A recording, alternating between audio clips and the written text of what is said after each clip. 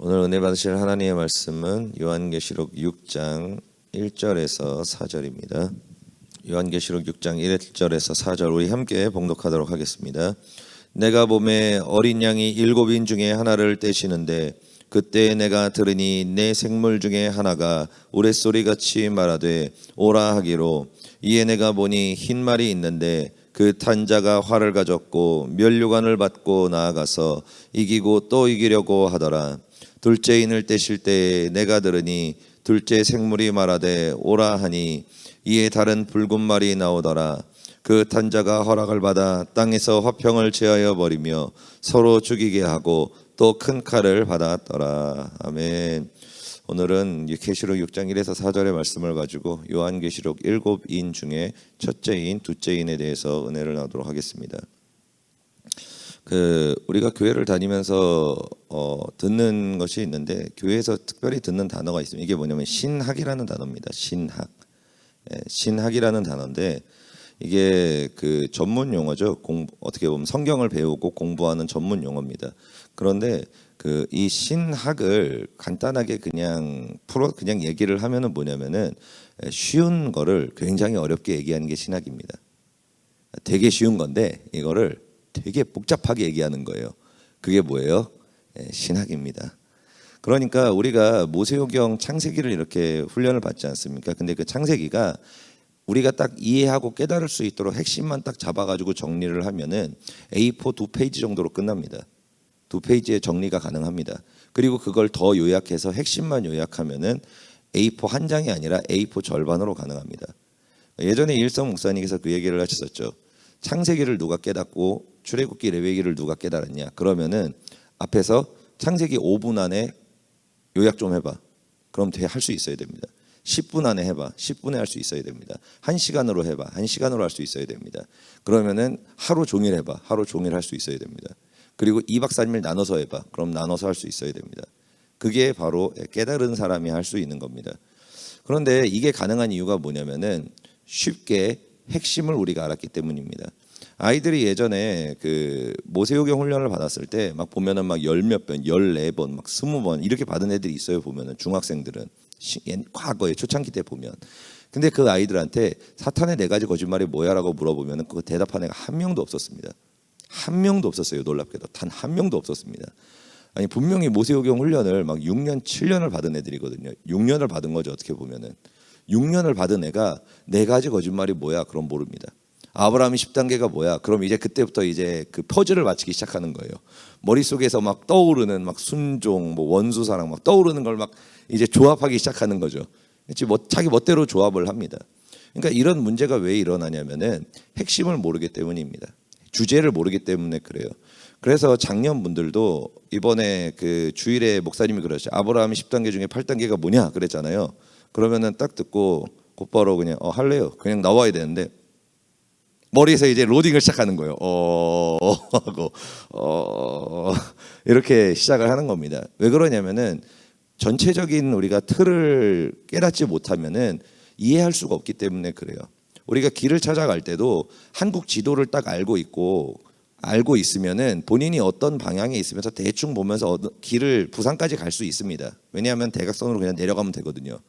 그런데 지도를 모르고 우리가 부산이라는 곳을 찾아간다. 그러면은 이제 못 찾아가는 거죠.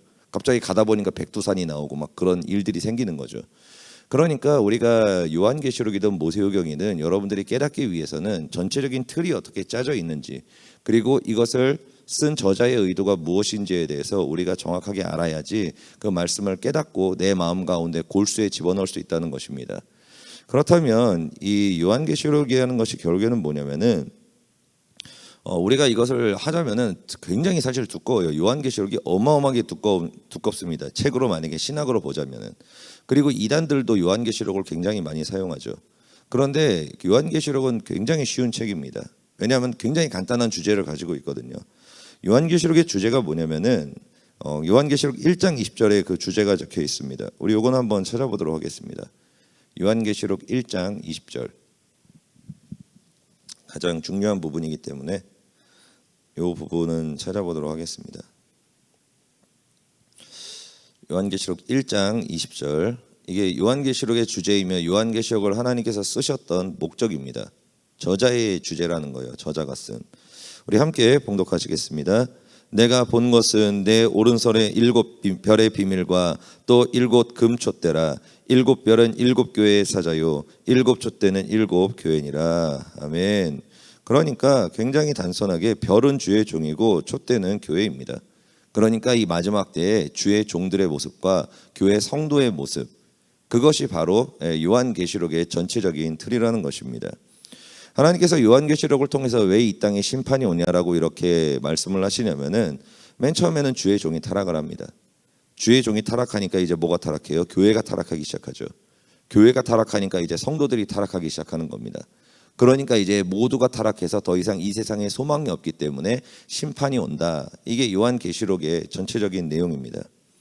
우리가 요한계시록을 가장 큰 주제로 나누면은 세 가지 주제로 나눌 수 있습니다. 그냥 가장 크게 나눠버리면은 이거를 조금 더 자세하게 나누면은 한 5가지로 나눌 수 있긴 한데, 먼저 가장 큰 주제 3개는 뭐냐면은 7인, 7나팔, 7대접입니다. 7인은 뭐냐면은 예수님께서 재림하시기 전까지의 이 세상의 현실 세상이 어떻게 돌아가느냐에 대해서 얘기하는 거고, 7나팔은 주님께서 오실 때까지, 오시기 전까지 이 세계의 영적 세상이 어떻게 이루어지나를 말씀하는 거고, 그리고 또 7대접은 이제 예수님께서 재림하신 후에 모두가 휴거된 후에 이 땅에 남은 자들이 받을 최후의 심판에 대해서 얘기하고 있는 것입니다. 그러니까 요한계시록은 하나님께서 이 마지막 때에 성도들과 주의 종들의 현실 세계, 성도들과 주의 종들의 영적 세계, 성도들과 주의 종들과 이 세계의 그 모든 마지막 심판에 대해서 말씀하시는 것이 요한계시록이라는 것입니다. 그리고 거기에 대해서 조금 더 작은 주제가 나가는데, 그게 뭐냐면은 3가지 화입니다. 화로다. 그러면서 재림하기 바로 직전까지 3가지 화가 있다고 얘기하는데, 첫째 화가 적그리스도의 등장이죠. 그리고 세계 지도자들이 이제 전쟁을 준비한다고 얘기하는 게 첫째 화고, 그리고 둘째 화가 이제 3차 세계대전이 터집니다. 그러고 나서 그것이 터진 후에 두 증인의 대부흥이 일어납니다. 두 증인, 서머나 교회와 빌라델비아 교회 유형의 그 교회와 성도들에게서 최후의 대부흥이 일어납니다. 그때는 말 그대로 예수님께서 일으키셨던 그 초자연적인 어마어마한 역사가 성도들에게 부어지면서 최후의 추수죠. 마지막 구원받을 자들에게 그 부흥의 역사가 일어납니다. 그리고 그 다음에 그 휴거가 일어나죠, 곧바로. 그리고 셋째 화가 7대접 심판, 그리고 주님이 오시는 최후의 심판까지가 7대접 심판을 통해서 3번째 화가 됩니다. 그래서 3가지 화로 나눌 수 있고, 그리고 마지막으로 부제를 하나 나누면은 이제 7교회가 나오죠. 7교회, 마지막 때 주의 종과 성도들의 그 모습, 어떤 유형과 어떤 모습으로 살아가는가, 어떤 교회가 서모나 교회의 유형인가, 어떤 교회가 빌라델비아 교회의 유형인가를 알 수 있습니다. 근데 삼마 교회는 어떤 유형으로 얘기할 수 있냐면 빌라델비아 교회 유형입니다. 왜 그러냐면은 작은 믿음으로 하나님의 말씀을 지키는 자, 교회의 기둥이 되는 자, 그리고 누구도 그 문을 닫을 수 없는 자들, 그것이 바로 빌라델비아 교회 유형입니다. 하나님의 말씀으로 무장해서 그 말씀을 지키며 살아가는 자들이 빌라델비아 유형이고, 서머나 교회는 예수를 위해서 그 핍박을 이겨 나아가면서 목숨을 바쳐 나아가는 그쪽 부류가 이제 서머나 교회입니다. 그렇게 두 부류의 교회를 이렇게 얘기하고 있고 나아가는데, 오늘은 그 7인 중에 첫째인과 둘째인에 대해서만 이렇게 하도록 하겠습니다. 저번 주에 4페이지를 하니까 시간이 한 10분이 더 넘어가가지고 오버가 되더라고요. 그래서 오늘은 3페이지만 했습니다. 최대한 줄였어요. 최대한 줄였습니다. 빨리 해보도록 하겠습니다. 그 첫째인은 계시록 6장 1에서 2절의 말씀인데 한번 보도록 하겠습니다. 6장 1에서 2절, 3, 4절도 한 번만 더 읽어볼게요.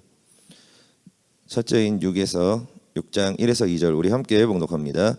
내가 봄에 어린 양이 7인 중에 하나를 떼시는데, 그때 내가 들으니 내 생물 중에 하나가 우레소리같이 말하되 오라 하기로, 이에 내가 보니 흰 말이 있는데 그 탄 자가 활을 가졌고 면류관을 받고 나아가서 이기고 또 이기려고 하더라. 아멘.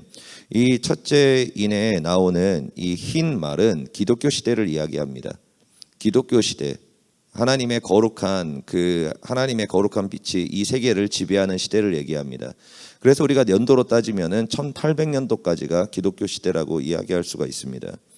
그런데 여기 기독교 시대 가운데에서 흰 말의 특징이 있는데 첫 번째 특징이 뭐냐면은 활을 가졌다라고 얘기하고 있습니다. 그 기독교 시대에는 활을 가졌습니다. 그 활이 뭐냐면은 창세기 49장 24절에 이렇게 말씀합니다. 요셉의 활은 도리어 굳세며 그의 팔은 힘이 있으니 이는 야곱의 전능자 이스라엘의 반석인 목자의 손을 힘이 입음이라. 아멘. 요셉의 활이 결국에는 뭐냐면은 요셉이라는 사람은 굉장히 작은 그냥 이방인 중에 하나였습니다. 그런데 하나님께서 그의 팔을 붙드시고 그에게 능력을 주시고 그에게 활이라는 권능을 주시자 그 작은 소년 하나가 애굽이라는 그 초강대국을 지배하고 다스리고 이끌어가는 그런 엄청난 위력과 엄청난 힘을 발휘했다는 것입니다.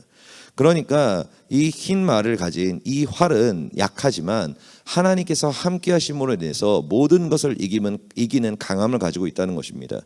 그래서 이 강함을 가지고 어떻게 했냐면은 그 다음에 보면은 두 번째는 이렇게 얘기하죠. 면류관을 받아 이기고 또 이기려고 한다라고 이야기하고 있습니다. 면류관이라는 것은 뭐냐면은 이긴 자가 쓰는 관입니다. 상급이죠. 상급입니다. 그러니까 그 권능의 활과 그 예수의 능력을 가지고 전 세계를 이기며 나아가는데 이기고 이기는데 여기서 하나 단어가 문제가 생기는 게 있어요. 이기려고 한다라는 말입니다. 그러니까 이기긴 이기는데 억지로 막 이기려고 하다 보니까 이제 부작용도 좀 있다는 것입니다.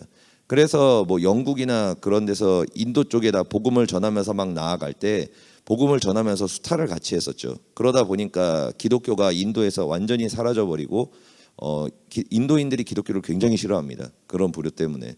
그런 것들이 전 세계에서 장점도 있었지만 복음이 퍼지고 구원도 받았지만 그 어떤 연약함과 그 강제로 인해 가지고 부작용도 같이 있었습니다.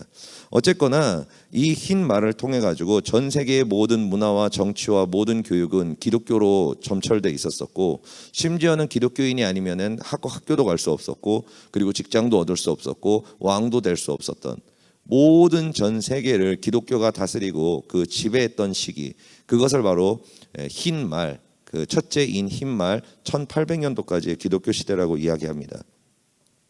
그리고 이 첫째인이 떼진 다음에 그 다음에 나오는 게 둘째인인데 3절에서 4절입니다. 우리 함께 봉독하시겠습니다. 둘째인을 떼실 때 내가 들으니 둘째 생물이 말하되 오라 하니 이에 다른 붉은 말이 나오더라. 그 탄자가 허락을 받아 땅에서 화평을 제하여 버리며 서로 죽이게 하고 또 큰 칼을 받았더라. 아멘. 이 두 번째 이는 붉은 말은 무엇을 얘기하냐면은 공산주의 시대를 이야기합니다. 공산주의 시대가 이 공산주의가 전 세계를 다스리고 전 세계를 올가맬 것이라는 것을 말씀하고 있습니다. 1818년에 그 마르크스라는 사람이 탄생을 했죠. 1818년에 물론 그 전에 사회주의가 있었습니다. 그러니까 우리가 흰 말이 끝나면 붉은 말이 시작된다가 아니라 흰 말이 내려갈 때 이 밑에서 붉은 말은 태동을 하면서 자라나고 있다는 겁니다. 그리고 어느 순간에 이렇게 딱 크로스가 되는 거죠. 흰 말이 완전히 지고 붉은 말이 올라오는 겁니다. 이런 식으로 진행됩니다. 그러니까 지금 우리가 살고 있는 검은 말 시대도 이제 지는 쪽에 속하는 거죠. 지면서 그 밑에서는 이미 청황색 말이 준비하면서 올라오고 있다는 것입니다. 아무튼 그 마르크스가 이제 1818년에 탄생하면서 본격적으로 이제 시작이 되고 그리고 1991년에 소련이 붕괴되면서 공산주의가 이제 망합니다. 그래서 무려 170년간 이 공산주의 시대가 세계를 뒤덮고 있었다라고 얘기하고 있습니다. 이 공산주의는 맨 처음에 사회주의로 시작을 해가지고 이제 공산주의로 업그레이드를 된 다음에 공산주의가 망했으니까 끝났나? 그렇지 않습니다. 끝나지 않은 것이 아니라 이제는 진보라는 이름으로 이제 조금 더 신사회주의를 통해 가지고 이제 새롭게 그게 개편이 된 것을 우리는 알 수 있습니다. 공산주의가 붉은 말인 이유는 뭐냐면은 우리가 공산주의 하면 어떤 색깔이 떠올라요?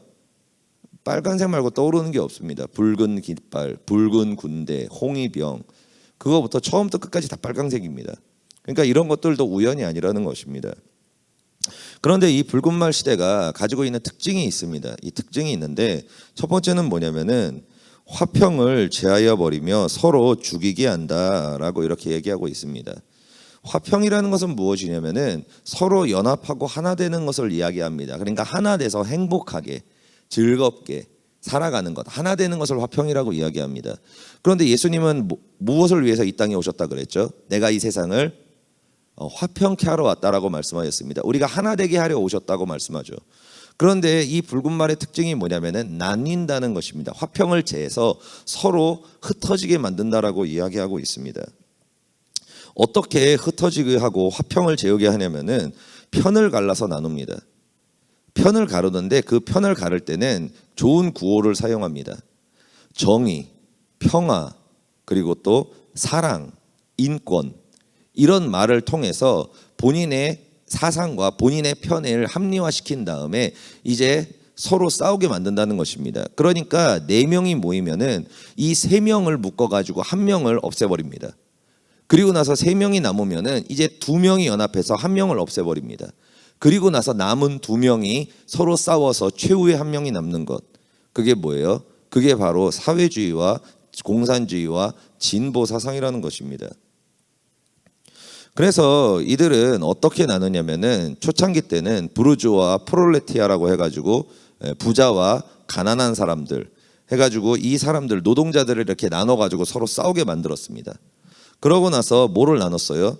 남자와 여자를 나눴죠. 요즘에 잘 나누고 있는 거죠. 남자와 여자를 나누고 또 젠더와 일반인들을 나누기도 하고, 그리고 또 학교에서는 선생과 학생을 나눕니다. 전교조들이.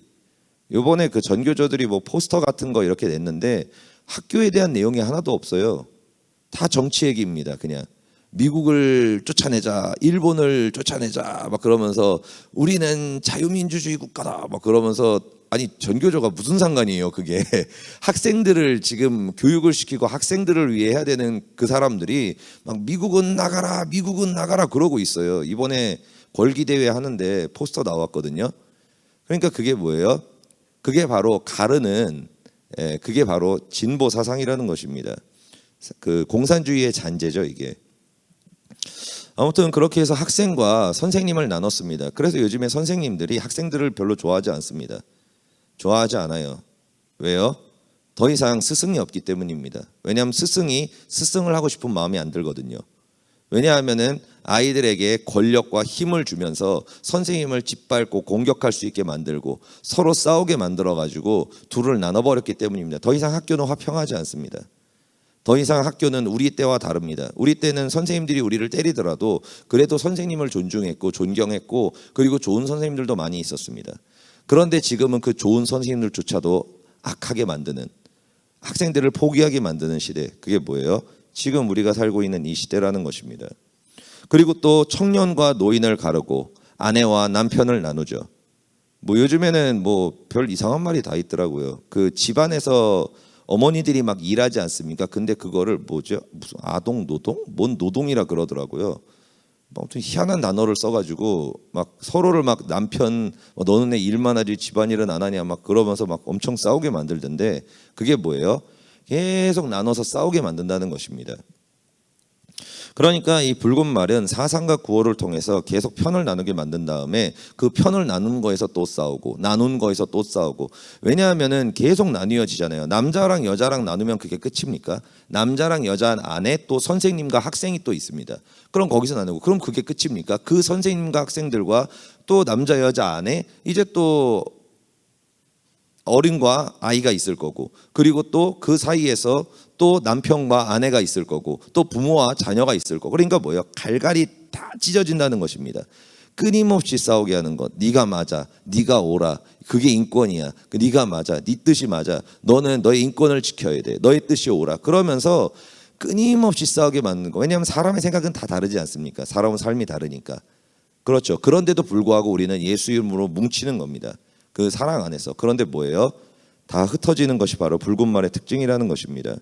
그리고 두 번째 특징이 뭐냐면은 이 붉은 말은 큰 칼을 받았다고 얘기하고 있습니다. 그러니까 화평을 제하여 버린 다음에 이 하는 게 뭐냐면은 큰 칼을 사용한다는 겁니다. 그래서 결국에는 이 큰 칼로 인해서 얼마나 많이 죽었습니까? 그 스탈린과 히틀러가 전쟁을 통해서 영향받아 죽은 사람들이 4,100만 명 정도 됩니다. 6년 동안 일어난 일이에요. 그게 오랜이 아니에요. 6년 만에 그 4,100만 명이 죽었고, 또 중국의 마오쩌둥과 그리고 또 일본에 있는 그쪽이죠. 군국주의 그 사람들은 거의 6,100만 명의 사람들을 죽였습니다. 그리고 또 김일성은 북한에서 500만 명의 사람을 죽였고요. 그리고 폴포트라는 사람이 캄보디아에서 200만 명을 죽였습니다. 그리고 호찌민은 베트남에서 100만 명을 죽였죠. 이걸로 인해서 이 여파로 통해서 그 외로 이제 식량과 여러 가지의 기근과 병으로 죽은 사람들까지 하면은 6년 만에 지구 인구 중에 2억 명이 죽었습니다. 2억 명이라는 어마어마한 사람이 죽었다는 것입니다. 그러니까 말 그대로 편을 나눠서 화평을 제하여 버리고 서로의 사상과 서로의 뜻과 서로의 인권과 서로의 옳음을 가지고 나아간 그 결과가 뭡니까? 좋은 게 아무것도 없습니다. 왜 남자와 여자를 가릅니까? 왜 학생과 선생님을 가릅니까? 그래가지고 얻은 게 뭐가 있습니까? 우리가 아무것도 없습니다. 선생과 학생들의 사이는 나빠졌죠. 남편과 아내의 사이가 나빠졌죠. 그리고 여자와 남자의 사이가 나빠졌습니다.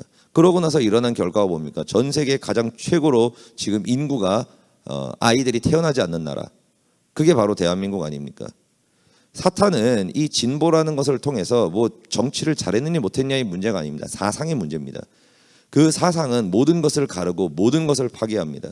그리고 모든 것을 나뉘어 버립니다. 그래서 결국에는 가장 높이 있는 소수의 사람들만 모든 권력과 부를 독점하고 그 밑에 있는 모든 사람들은 노예가 돼버리는, 서로 싸우게 만드는, 그것이 바로 공산주의이며 사회주의이며 진보라고 성경은 정확하게 그 본질에 대해 말씀을 하고 있습니다. 하나님께서는 이 7인을 통해서 우리에게 무엇을 가르쳐 주시냐면 시대를 분별하라는 것입니다. 때를 분별하라는 것입니다. 그래서 하나님이 오실 그 때를, 너가 지금까지 왔던 이 시대를 통해서 먼저는 설득력을 가지라는 겁니다.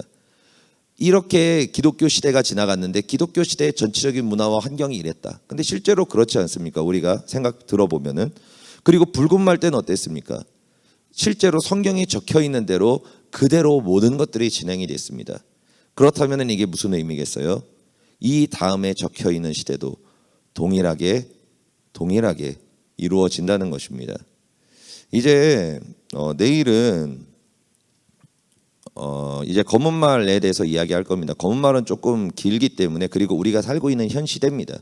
지금이 검은말 시대이기 때문에 검은말 시대는 조금 더 디테일하게 해서 한 가지 주제로 이렇게 쭉 나아가도록 하겠습니다. 사실 저도 훈련을 받고 이걸 하면서 검은말 시대가 제일 재밌어요. 왜냐하면 지금 내가 살고 있는 현실이거든요. 현실이다 보니까 검은말 시대는 어떤 식으로 시작이 되고 또 어떤 식으로 흘러가고, 그리고 또 그 흘러가는 과정 가운데에서 전 세계 사람들은 어떤 사상을 가지게 되고 어떤 생각을 가지게 되고, 그리고 어떻게 이제 청황색 말로 진행돼서 이제 마지막 때 3차 세계대전이 이제 터지는 모든 기반이 마련되는지, 거기에 대해서 성경에 다 적혀 있습니다. 그리고 토시 하나 틀리지 않고 그대로 다 진행되고 있고 그대로 다 성취되고 있습니다. 그렇기 때문에 여러분들이 예전에 이일성 목사님께서 그 마지막 때에서 이야기하시면서 요한계시록을 이렇게 굉장히 오랫동안 풀어나가셨죠. 한 50몇 화, 되게 길어요. 보면은 굉장히 길게 풀어나가셨는데, 이 말씀을 하시는 이유가 뭐냐면은 준비하라는 겁니다. 어제도 말씀을 드렸지만 준비하라는 거예요. 노아가 맨 처음에 무드셀라가 얘기했죠. 심판이 온다라고. 근데 아무도 900년 동안 믿지 않았습니다. 그런데 이제는 노아가 임박하니까 그때부터 방주를 지으면서 대놓고 보여주는 거예요. 대놓고 이제 마지막 때가 가까웠다면서 준비를 막 하는 거예요. 그런데 그것을 실제로 자기들 눈으로 봄에도 불구하고 사람들은 준비하지 않았습니다. 그리고서 마태복음 24에서 25장을 통해 예수님께서는 마지막 때에 사람들이 노아의 때와 같을 것인데, 그들이 말씀과 기도와 예배를 준비하면서 영적인 것을 무장하는 게 아니라 뭐 장가 가고 아니면은 밭 갈러 가고 아니면 사업하러 가고 막 그러면서 현실 세상에 너무나 바쁘다는 것입니다. 너무나 바쁘다는 거예요. 그리고 이게 더 힘든 게 뭐냐면은 한국 교회가 망한 이유가 결국엔 뭐냐면, 전 세계 교회가 망한 이유가 그 중에 하나가 뭐냐면은 산업화 시대로부터 시작이 된 문제입니다. 왜 그러냐면은 예전에는 농사 짓고 뭐 하다 보니까 시간이 있었어요. 왜냐면 저녁 되면 아무것도 못 하잖아요. 그러니까 쉴 시간도 있었고 말씀을 뭐 보고 아니면 신앙생활을 할 시간들이 있었습니다. 우리나라도 마찬가지였죠. 그래서 이제 남자들만 손해를 봤죠. 남자들만 신앙이 무너졌습니다. 왜냐면 일하러 가야 되니까, 교회 갈 시간이 없으니까. 그런데 어머니들은 뭐예요? 자녀들 없고 신방 가고 자녀들 없고 그다음 교회 가고 기도원도 올라가고 막 혼자 기도도 하고 구역 모임도 하고 그러면서 성령의 충만함을 받아서 그 가정이 어머니의 기도를 통해서 살아났었습니다. 그런데 이제 뭐예요? 맞벌이가 시작돼 버렸죠. 맞벌이를 하지 않으면 도저히 살 수 없는 시대가 되어 버렸습니다. 그러니까 엄마와 아빠가 같이 일을 하게 되면서 엄마가 기도의 자리에서 멀어지고 아빠는 원래 멀어졌었고, 그러니까 더 이상 소망이 없어지는 겁니다. 성령이 그 가정에서 떠나는 겁니다. 그래서 일대 목사님이신 이세 목사님께서 그 얘기를 하셨죠. 결혼한 부부는 절대로 아내는 일하지 마라. 가난하게 살아라. 그냥 남편이 주는 걸로 최대한 가난하더라도 살고 아내가 열심히 기도해가지고 남편이 복 받도록 해라. 그러면은 실제로 남편이 복을 받게 된다. 아내가 목숨 걸고 하나님 앞에서 기도하고 무릎 꿇으면은 남편은 복을 받는다. 그러니까 아내는 영적인 것을 책임지고, 그리고 자녀의 영적인 것을 책임지고, 남편의 영적인 것을 책임지고, 그리고 남편이 이제 일하면서 나아가라. 이래야 마지막 때에 그 가정이 살 수 있다라고 분명하게 말씀하셨습니다. 그런데 이게 말이 쉽죠, 그죠? 굉장히 결단이 필요합니다. 남편과 아내가 한 마음이 돼야 돼요. 그래서 어려운 겁니다. 그러나 이 마지막 때는 이유가 중요하지 않습니다. 이래서 예배 못해요, 이래서 기도 못해요, 이래서 못해요. 소용없습니다. 소용이 없습니다. 어쩔 수 없지만 그 어쩔 수 없게 죽게 된다라고 말씀하고 있습니다. 그래서 제가 종종 얘기하는 게 저희 어머니 얘기를 합니다. 왜냐하면은 대단하시다고 저는 계속 생각을 하고 있어요. 왜냐하면은 자영업하고 하면은 막 12시, 1시에 끝납니다, 일이. 그러면은 집으로 퇴근을 하시지 않더라고요. 항상 그랬습니다. 수년 동안, 거의 10년이라는 시간 동안 집으로 퇴근을 안 하셨어요. 항상 교회로 퇴근하셨습니다. 졸더라도 교회에서 와서 졸고, 그리고 1시간을 기도하고 가셨어요. 그래서 그 기도가 지금의 저를 만든 겁니다. 그 기도가 지금의 저를 완성시킨 겁니다. 여러분, 대가를 치르지 않고는 후손이 다음 세대가 생기지 않습니다. 피곤하죠, 힘들죠, 쓰러질 것 같죠. 그런데 쉬면은 여러분들의 몸은 살겠지만 여러분들의 자녀들은 죽습니다. 냉정하게 죽습니다. 어쩔 수 없습니다, 이것은. 왜냐하면 이 세계는 마지막을 향해서 나아가고, 하늘의 별과 땅의 별과 모든 우주에 있는 거룩한 하나님의 영광의 빛이 3분의 1은 이미 꺼졌고, 이제 나머지도 꺼져가고 있고, 그리고 수많은 사상과 함의 문화를 통해서 아이들이 유치원 때부터 점령당해서 세뇌되고 있기 때문입니다. 이것을 이길 수 있는 방법은 부모의 기도밖에 없습니다. 철저한 기도, 하루에 1시간, 하루에 1시간 이하는 자녀를 살릴 수 없습니다. 절대로 못 살립니다. 근데 좀 상태가 안 좋다 그러면은 2시간은 하셔야 됩니다. 자녀 상태가 안 좋다 여러분들이 보시기에 1시간으로도 안 됩니다. 왜냐하면 1시간은 내가 살고 내가 살 수 있는 기도기 때문입니다. 내가 휴거받을 수 있는 기도가 1시간이에요. 자녀까지 이루게 하시려면은 2시간은 하셔야 됩니다. 그리고 자녀가 혼자 기도해서 이제 1시간을 할 수 있을 때쯤 되면 이제 다시 1시간 하셔도 돼요. 예. 그렇기 때문에 여러분들 승리하시고 새벽에 나오신 여러분들 사명 감당하시기 바랍니다. 여러분 돈 몇 푼 더 벌려고 여러분들의 영을 포기하고 자녀들을 포기하지 마시기를 바랍니다. 자녀의 영혼을 살리는 것은 기도밖에 없습니다. 돈 몇 푼 때문에 자녀를 죽이지 마시기를 바랍니다. 사랑하시지 않습니까? 그러면은 대가를 치러야 됩니다. 그러면 놀라운 것은 여러분들이 대가를 치르는 만큼 100% 자녀는 살아납니다. 그리고 여러분들의 기도를 통해서 자녀는 복을 받을 것이고, 그리고 그 부모의 기도를 통해서 그 자녀는 하나님께 면류관을 받을 것입니다. 그렇기 때문에 그 사명을 힘들지만, 제가 이렇게 말하지만 사실 이게 얼마나 힘든 일인지 저도 알고 있습니다. 저희 부모님을, 어머니를 봐왔기 때문에 얼마나 힘든 일인지를 알고 있습니다. 그런데 그 대가가 또 얼마나 위대한지도 알고 있습니다. 그렇기 때문에 여러분 화이팅 하시길 바랍니다. 모두 다 하루 1시간 그리고 또 2시간 기도하실 분들도 있을 겁니다. 그럼 여러분들이 그것을 결단해야 되는데, 이것은 시즌으로 하는 게 아닙니다. 절대로. 최소 이렇게 기도하시는 것을 3년, 4년, 5년은 하셔야 됩니다. 그래야 살아납니다.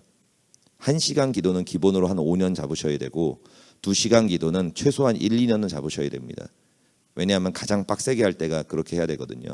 그러니까 아무튼 여러분들 그렇게 해서 다음 세대, 이 마지막 때를 이겨나가는, 그래서 여러분들의 자녀를 천국에서 보고, 그리고 또 이 마지막 때 여러분들의 자녀가 주님이 오실 그날에 할렐루야로 그 나팔 소리를 듣고 휴거되는 그 믿음을 가지는 거룩한 자녀들 될 수 있도록, 쓰임 받을 수 있도록 나아갔으면 좋겠습니다. 기도하시겠습니다. 할렐루야. 좋으신 아버지 감사합니다. 하나님 아버지, 우리가 주님의 요한계시록을 통하여서 이 때가 얼마나 남지 않은 것을 우리가 알고 깨닫게 되었습니다. 하나님 아버지, 우리가 눈앞에 있는 것들에 눈이 멀어서 사탄과 세상에게 속아서 영적인 것들을 무너뜨리고 모든 것을 잃어버리는 것이 아니라 이 말씀을 통하여 눈을 열고 깨달아서 주님이 오실 날을 준비하며 나아가는 기도와 말씀과 예배로 무장하여 방주를 우리의 마음 가운데 우리의 자녀를 위한 방주를 짓는 거룩한 하나님의 자녀 될 수 있도록 함께하여 주옵소서. 감사드리며 예수 그리스도의 이름으로 기도드립니다. 아멘.